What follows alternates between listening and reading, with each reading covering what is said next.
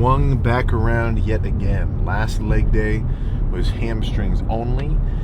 And I might go back and forth between, because I've kind of gone through some phases where I would do hamstrings with some quads, and then basically quads with some hamstrings. So really just calling it a quad focus day and then a hamstring focus day, but still getting some of the opposite muscle involved, but just not to the extent of a full-on workout. But it almost doesn't make super immediate sense to me that if I do legs Monday and then my next leg day is planned for Thursday or whatever, well, if I totally wreck my quads and my quads are still, like, let's say Monday was that quad focus day, hamstrings a little bit lighter, just lower volume, still intense working sets, and then now it's Thursday.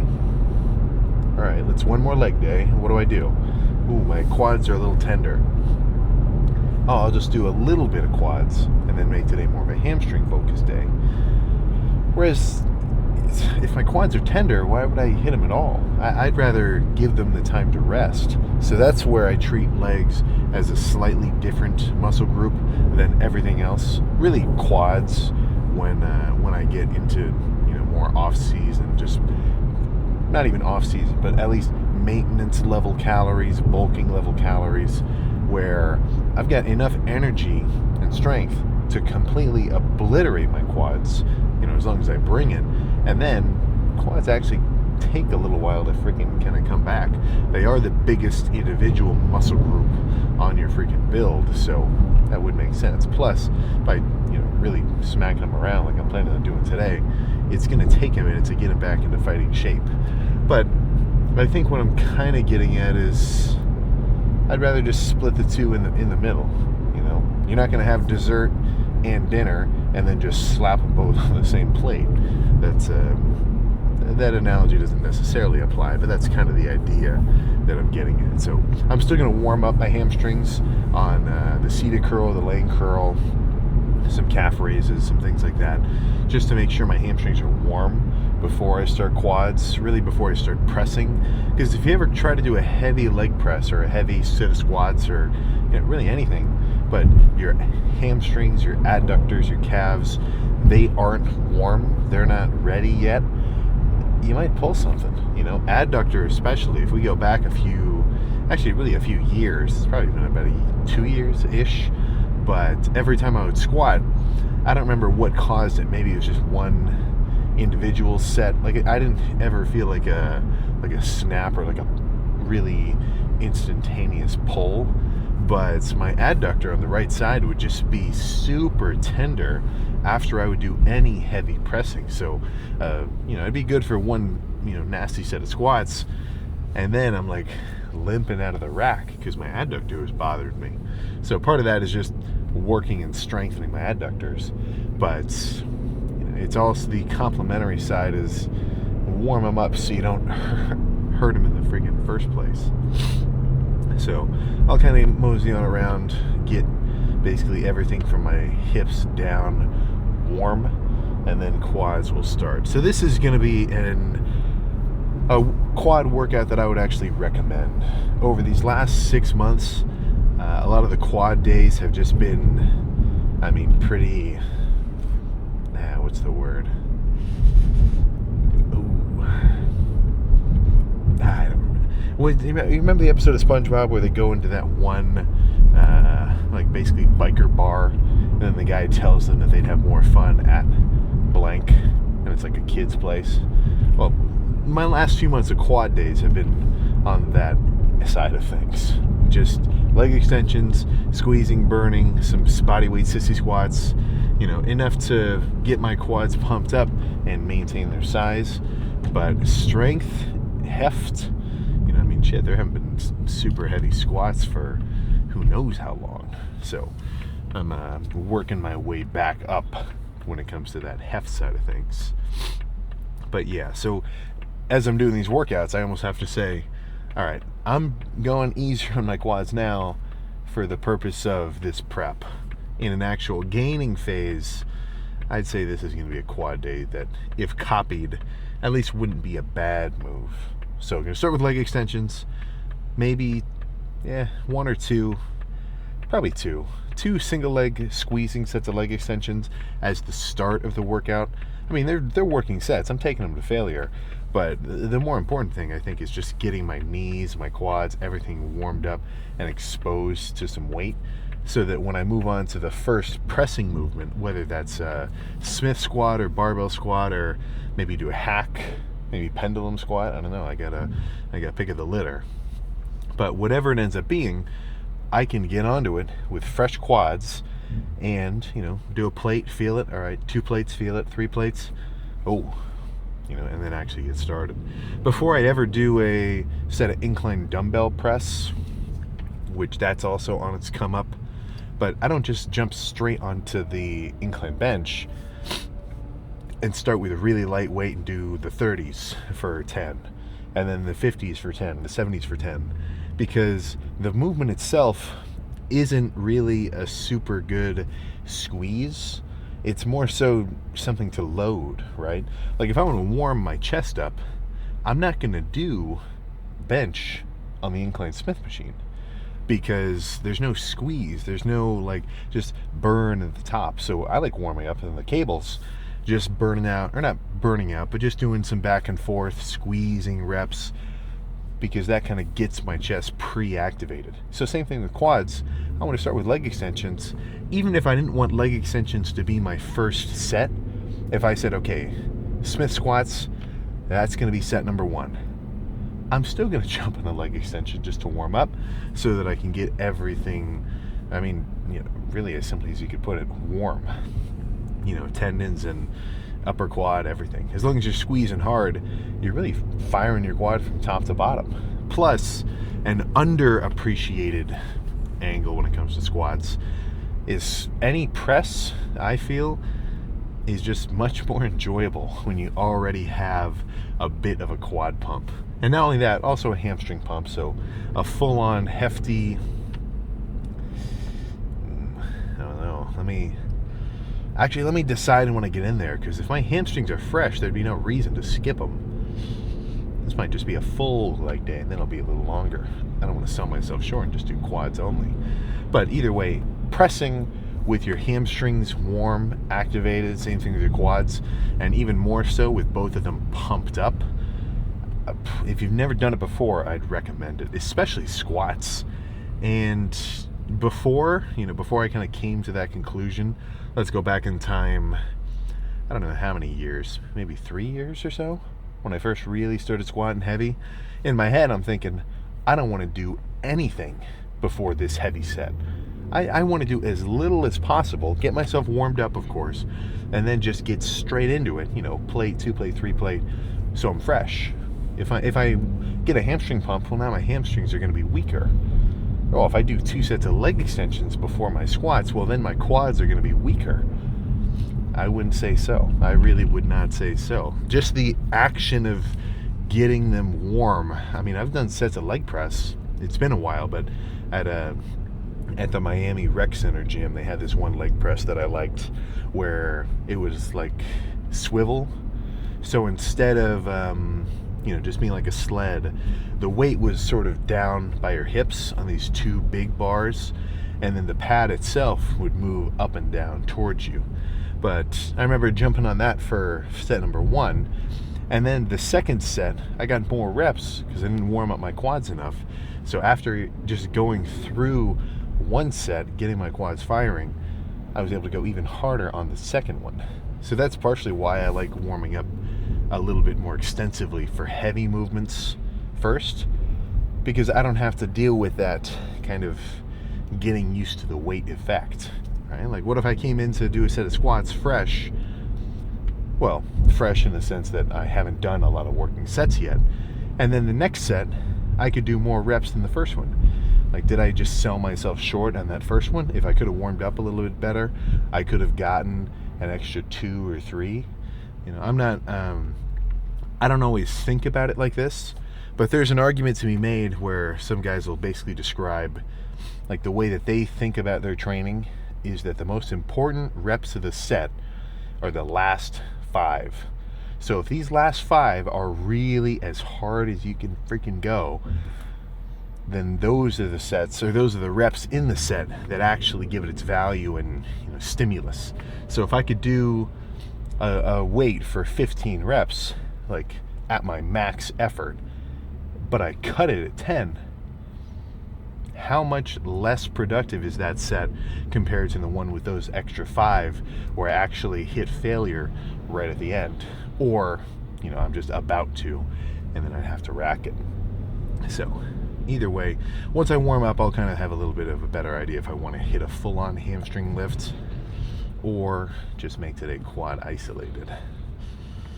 I guess we'll freaking see. But yeah, I want the theme to be leaving nothing on the table, leaving no gas in the tank. I'm talking if this workout is a meal, I want to lick the plate clean to the point where you'd have no idea there was anything on it in the first place. So let's keep that energy and get freaking started. All right. So instead of clipping the first couple, and they weren't even real working sets, really just warm-up sets. So now my quads are already, they get some stuff going on. So I guess I kind of, they're still warm to the point that I know this is going to feel good. Or at least, good might not be the right word. But after getting my quads warmed up and my hamstrings and my adductors and my calves and everything, I'm ready, or as ready as I'm ever going to be. So safeties required.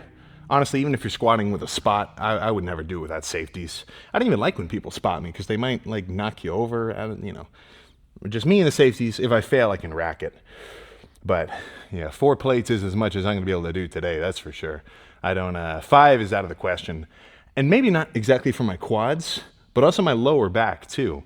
I'm not used to this spinal loading, so I got to ease into it. But 4 plates on a barbell, a little heftier than 4 plates on the Smith. So give me a second to get myself amped up and we can go fucking crazy.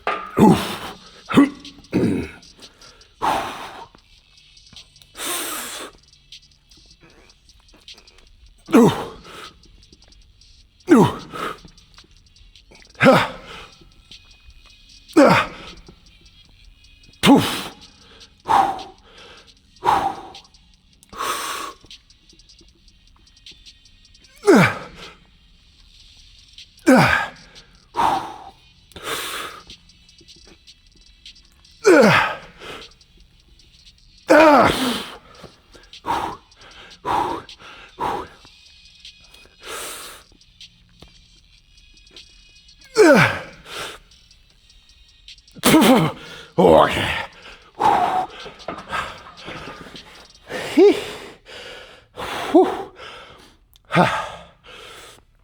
Oh my God. Oh, my heart's pounding. Honestly, lighter than expected.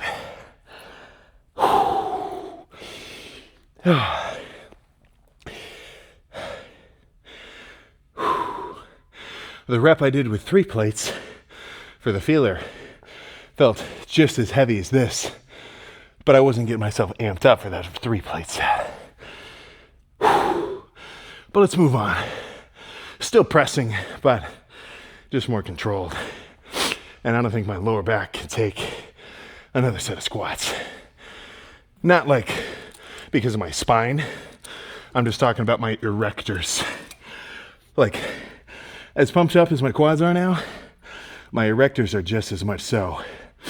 So if I have a weak lower back from that set, and I try to hit one more, that's where I could ask for some trouble in terms of like a twinge or something. 8 plates feels substantially hefty. So I'll probably do 3 here. Just about failure.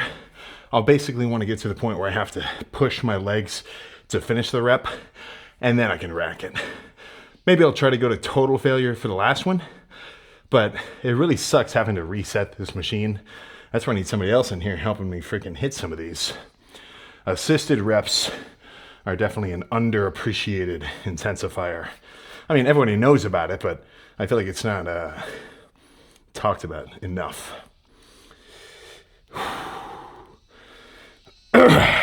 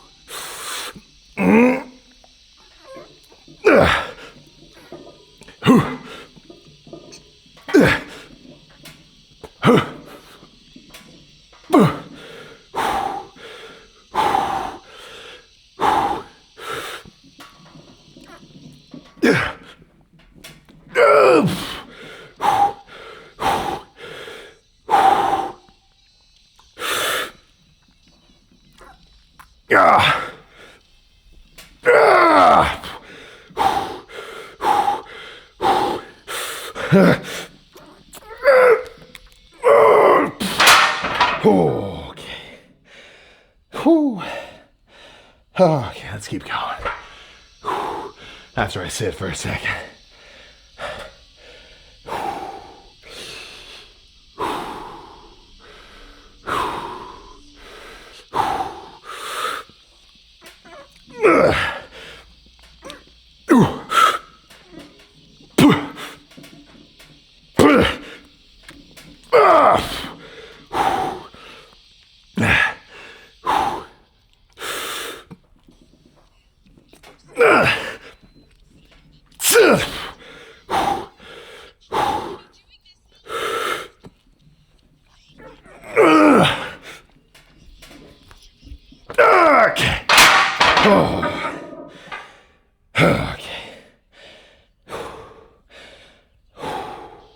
One more.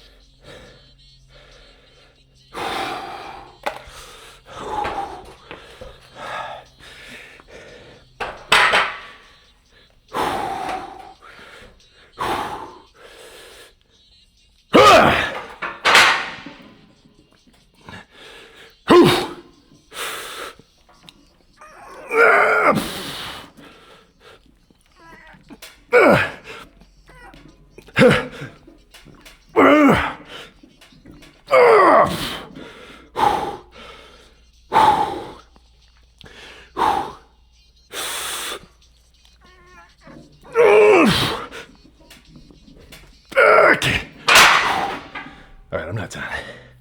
Give a little rest pause for this one.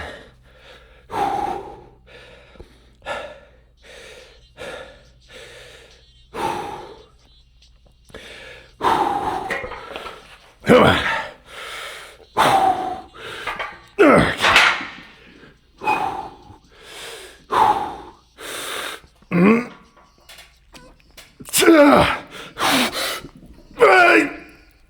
Okay.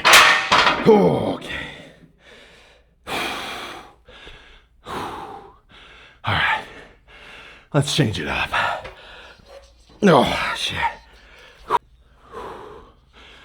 I was about to do some pendulum squats, and there's already a plate and a 25 on it. And even just doing one feeler rep with that, I think I can get some more productive work out of lighter leg extensions now.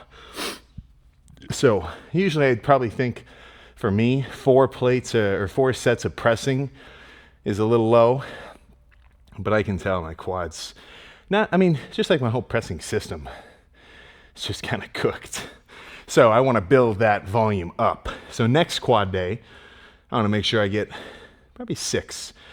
I think 6 solid sets of pressing, 2 or near failure, and then the rest of the work coming from squeezing stuff like leg extensions, and then some really deep stretch work from some sissy squats.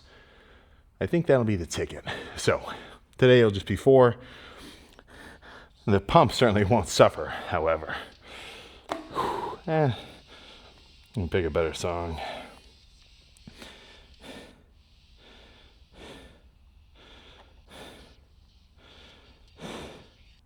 You got to check out Star Set.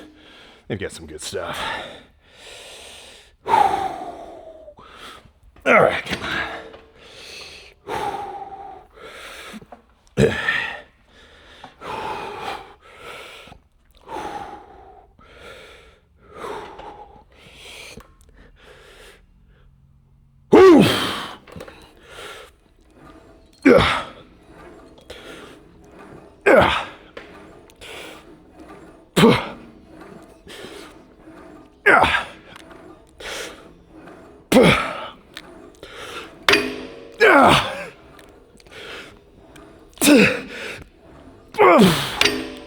See? Okay. Okay. One more of these. Same weight. All right. One more with some sissy squats as a little finisher. And then let's throw some hamstrings around after the pump check. So today's the first time I've done quads, and then I was going to finish hamstrings afterward. My logic has normally been get hamstrings done and then totally kill it on quads.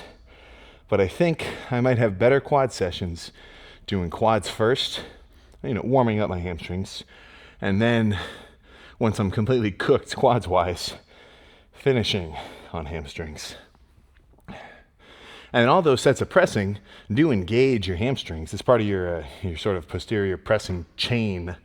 Not in the same way as like a deadlift or a hip hinge, but a pretty decent amount. So by the time I jump on the lane curl after this, well, after I check out my quads, and then after that, I mean, shit, the warm up, at least much of a warm up will not be required. They are already firing. All right, come on. Okay.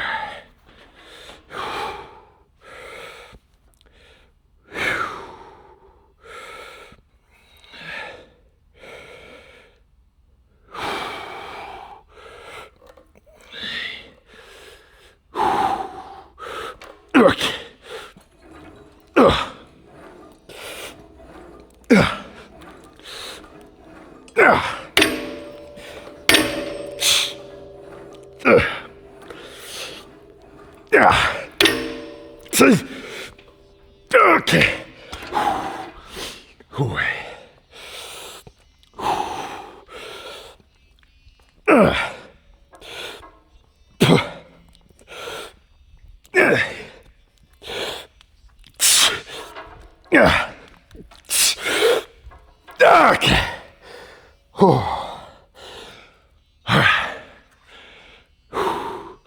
Let's get these lights off, check out quads, and then get back to it.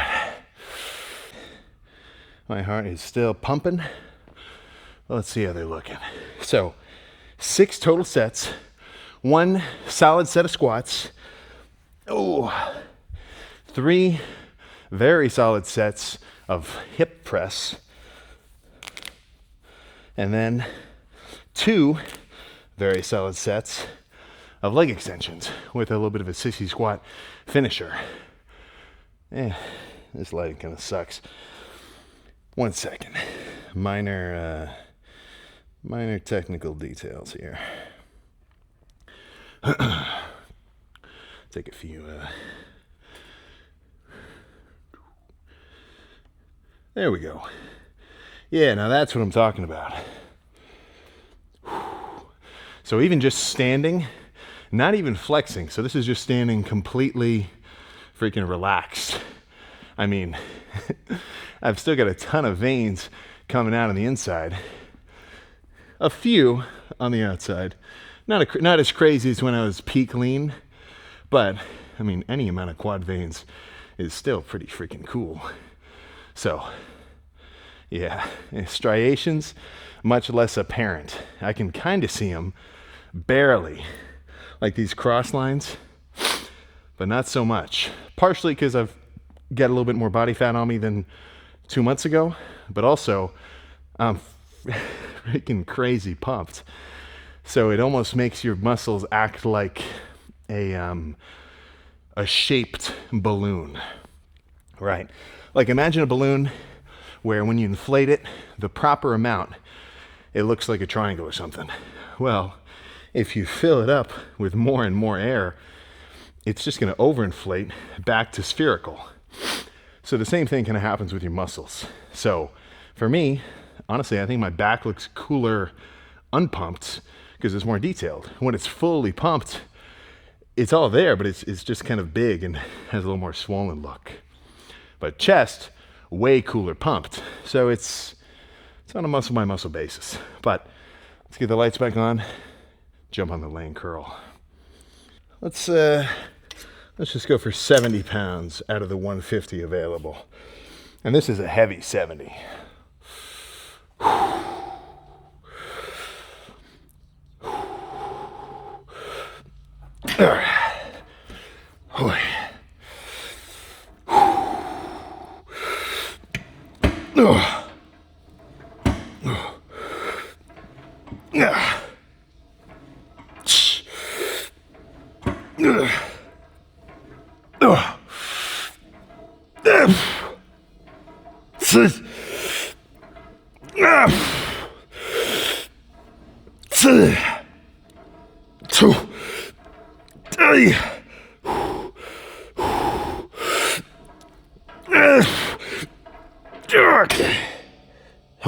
Okay.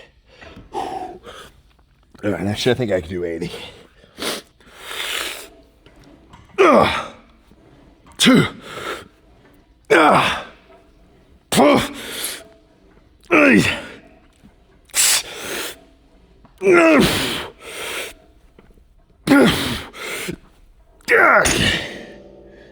Okay. Okay. Oh. All right. Let's do some lighter squeezing, holding lane curls. Seated curls. Oh. There we go. Yeah, I can hit play from the machine. So I don't have to get up and back every so often. Because I really think I'm just going to camp out here for however many necessary. Because after those 3, plus all of the pressing, mainly that hip press, this might even be the last one. So next hamstring session, which should be hamstrings on its own, that's going to be heftier hip hinging. So I'll treat it sort of the same as today with quads, where I'm trying to get a substantial amount of hip or of pressing before moving on to leg extensions. Kind of going back and forth, probably a 50-50 hip hinging versus leg curling should do me good. All right. All right.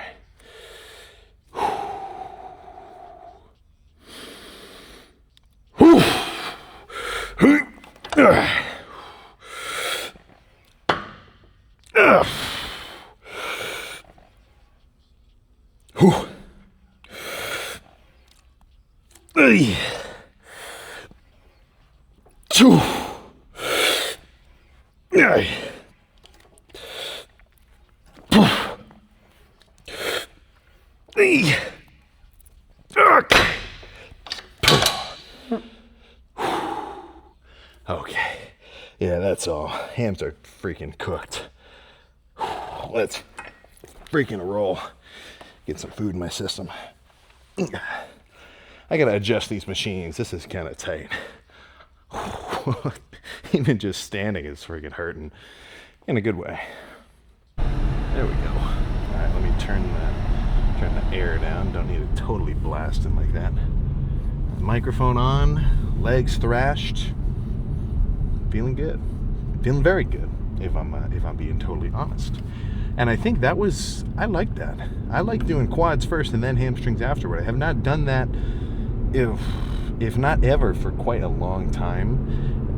And that's just one more little freaking mental like, not mental block, but just like mental thing that I think I'm trying to grow out of, you know?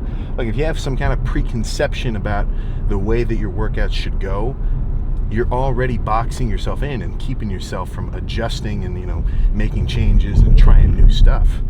So my logic was and has been, and I mean, it still makes perfect sense in my mind to think, okay, well, let's do hamstrings first, and then my hamstrings are fresh. I don't have to worry about them anymore. I can just completely focus on quads. But have my quad sessions been suffering from when I do hamstrings first? And then I guess it comes to the question of, all right, well, which one do I want to prioritize? If I've got the two that I'm really trying to thrash, well, do I want to prioritize my hamstring gains or my quad gains? Because on a day where you're doing both, right, what are you going to do? So the fact that that's meant to be a quad focus day with hamstrings second, and then that's going to be balanced by a purely dedicated hamstring day, you know, in like 4 days, I think that's about right, you know. But I guess what I'd be curious about if someone was asking me, like, all right, you know, am I doing enough? Am I doing a proper amount of volume for my legs? Am I actually hitting them right? Am I hitting them right? Am I activating my quads? Like, are you doing enough? I guess I'd want to ask like what the workouts are and their frequency and your split. But beyond that, just as like a general question, I might ask, you know, how do your quads feel the day after a quad day? How do your quads feel after legs? Like, are you walking around, what's going on here?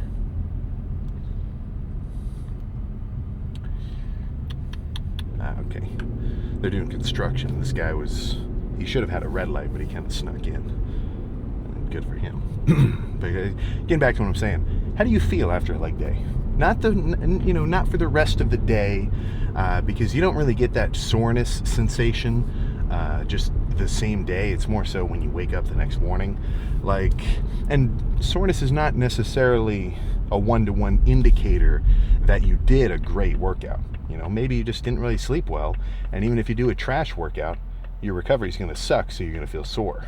You know, so there's a lot of variables at play when it comes to your level of soreness. But I'd just be curious, have you ever, like, felt the sensation of having to hold on to something when you sit down on the toilet the day after a leg day?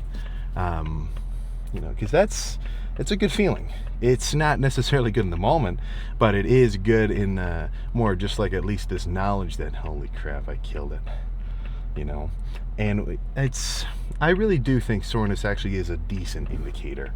Not in the sense that, like, you're completely dead with jelly legs. Like, if you took a guy who's never trained before and then picked weight, which for him was heavy, and had him do like 10 crazy sets to failure, like somehow you really got him amped up. You gave somebody who's never had pre-workout before a scoop and a half and had him just go nuts on quads for 10 hard sets. You know, maybe some Smith squats, maybe some whatever. Like, he really brought it. His legs are going to be wrecked for days, you know. But even somebody who has been training for a while, you know, and I still get this feeling. Right now I'm in this kind of strength rebuilding phase after prep, but still, even thick into an off season, so months upon months of being strong and eating a lot of food, you know, getting a little bit softer, having a fully hydrated build, and coming in like a freak, I'm still going to feel my quads afterward if I really brought it. And on days where I don't, you know, they're far and few between, I hope, but on days where I don't bring it, well, I wouldn't really kind of feel that sensation, you know. So it's not a one-to-one, but it is a good indicator you're pushing yourself harder than normal. Because if you only push yourself at regular levels, you know, if you never redline it with your intensity, and you're just like, yep, I'm going to do 135 for 10. I've been lifting for however long, that's failure for me. Hell yeah, right? And in that situation, 135 for 10 to failure, that's a badass set. But if the guy kept doing 135 for 10 and he never went up in weight and he never went up in reps, you know, what kind of chest gains do you think he's going to expect? You know, so you should always try to kind of push the envelope. And in doing so, you'll get this feedback of, holy crap. Maybe even thinking, I went too hard. or kind of this, like, you don't really think it, but you kind of think it, like, oh man, I shouldn't hit my quad so hard, because maybe you've got to go up a set of steps in your schedule or something, and it's just killing you the day after the quad workout, you know. So that's what I would say. That is what I would freaking say. And I was about to say something else, but I completely lost track of my idea of what I was about to get into. But morning weight, I think, was 239 point something. And yesterday, I mean, let me pull up to the stoplight before I pull it up. But yesterday I had a pretty substantial amount of food, but I still woke up at basically the same weight as the day before, which day by day, you know, you don't really see those changes, but still I would have expected a little bit of extra weight. Yeah, 3,900 calories, 400 grams of carbs, 140 grams of fats. That's about 40 more than I would have liked. Really, I think 100 is probably the max that I'd recommend for myself, which I guess is why I would keep that rule, just because you're not going to feel carved up from eating a bunch of fats. You know, I'd rather have had an extra 80 grams of carbs. But yeah, a 3,900 calorie day, and I didn't wake up any heavier than the day prior. So I might have to up my food intake. I've been used to eating nothing. I've been used to eating 2,500 for the last few months, you know, with the occasional refeed, but you know, that's only like once every 6 or, you know, whatever. I think we're kind of over it. Every 6 or 7 weeks. Not a lot. So shit. Maybe I'm going to start feeling like I'm eating more food earlier than I expected. You know, I'm still, maybe I'm still in dieted Sam mentality. But even at what I'd probably, I think 240. 240 is just about the bar. So really 239, but 240 sounds cooler than 239. So we're going to say 240. 240 pounds is going to be the starting weight of this bulk. So I think I can call today officially day one. I'm sure I will have come up with some sort of silly title. I don't know what it is yet, though. I got to think about it. But yeah, so 240 is my carved up, basically normal weight right now. Shit, I feel like I'm lying. 239. Well, 239 is starting point A. So we're going to see how that translates going forward. So the last 2 weeks, or actually, I mean, what day is today? Is today the 27th? A full month post-show, 4 weeks, or just about 4 weeks. Yeah, so I've gained about 10 pounds of steady weight. Some of that definitely body fat. Some of that, most of that, just intramuscular water and carbs.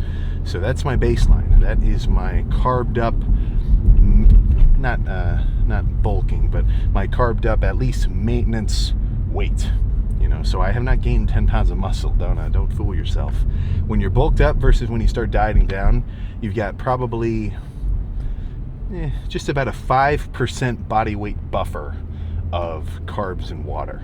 You know, so if I did, if tomorrow I did protein only, no carbs, no fats, maybe for 2 days if I did protein only, so totally flatten myself out, I'd probably wake up just around 230, maybe 232, 231 or so. But that's my flat weight, and my full weight is this 240. So that 5% doesn't count. That's kind of just like a little bit of a jump. So that counts as that puts me down as that for the starting weight. So I've got some room. You know, last off season peak weight was about 260 something, but my goal for this, I guess just going into this summer, is going to be obviously make steady weight improvements, but I want it to be as lean as I can manage. You know, so I guess this is going to be the most intentionally fat avoiding bulk that I've done so far. You know, normally I just say, all right, extra 1,000 calories every so often, you know, I'm bulking, but I don't want to get so soft this time. I've kind of, if you've been watching since the beginning, I've had my fill of a really soft bulk. So if I can stay relatively lean and then eat enough of a surplus that I still gain weight on a week-by-week basis, continually for, really just as long as I can, that is perfect for me. Now, there's going to be some fat gain. It's just part of the deal. If you actually want results from a leaner bulk, or it shouldn't even be called that. A dirty bulk should be called a dirty bulk. A regular bulk should just be called a bulk. To say a lean bulk, I think, is kind of counterintuitive, because bulk is the primary goal. The leanness comes second. So you can have an off season where you're being a bit trickier with your calories, track everything really specifically. Normally I would say, hey man, you're bulking, you can have a day where you eat an extra 2,000 calories. It's not going to hurt the bulk, but you will pay for it later when you have to diet that 2,000 calories of body fat off, or however many calories you gradually accumulate. Now, if you don't have a problem dieting, then, well, shit, man. I mean, you could treat your off season as more like treat season, and have a good amount of foods that aren't conventional, protein synthesizing, which I totally do, but in moderation, right? So I want to see myself in the upper 250s, but not substantially softer than I am right now. A little bit softer. It's just, like I said, it's part of the deal, but not much softer. Like I'm seeing the reposting accounts go back and take some clips from earlier in, it'd be about July or even going back a few years. If you look at a peak bulk Sam, it looks substantially different than right now. And all the comments I see into those posts are like, holy shit, I've never seen Sam bulked before. Because I've been lean for like the last half of a year. Right? You're getting, I think some people who, if you're not, if somebody's not tuned in or like does a check-in video every like week or something, they're not used to bulk Sam. And it is a pretty different look, that's for sure. But if adding some body fat is the cost and the benefit is throwing around some heavy weight for productive sets, growing, literally achieving the goal of muscle gain, and just enjoying the process, it's a damn good deal. I'm not going to make that same reference since I've already made it before. I got to come up with some new material. But that's a steal. That's 40% off easily. So I think there's nothing else to say, but I got to get home, eat something, edit this thing together, and then enjoy the day. It's nice and sunny out too, even though it's 75 degrees out, so a little bit on the warmer side, not too warm. You get to a point, if you ever have a legit bulk where, and I'm even feeling it right now, and I'm like, this is day one of the bulk. I barely even started, but I'm just from being full of carbs and being heavy. I guess whether it's muscle or body fat, you're still heavy. You just get sweaty. You just start freaking sweating. I think I probably already said this, but I'll say it again. I just went and saw Project Hail Mary, which I would recommend. But the seats were just non-perforated leather, so zero airflow for like 2.5 hours. Plus, I'm eating a bunch of candy because I grabbed some before we actually went up, so I just had like another 200 grams of carbs. So I got the thermogenic effect of digesting food going on. I mean, when I stood up and saw myself in the bathroom, my whole backside was a different shade than the front, at least on my shirt. But, what are you going to do? What are you going to freaking do? So, that's all. Hopefully you're, some of you guys have to lock in a little bit, or a lot of it, depending on how well you've been studying. I'm sure some of you guys are total whizzes at whatever classes you're in, and you can just hit your exam like nothing. But, not much longer. And then, at least for the next few months, nothing else to worry about but getting a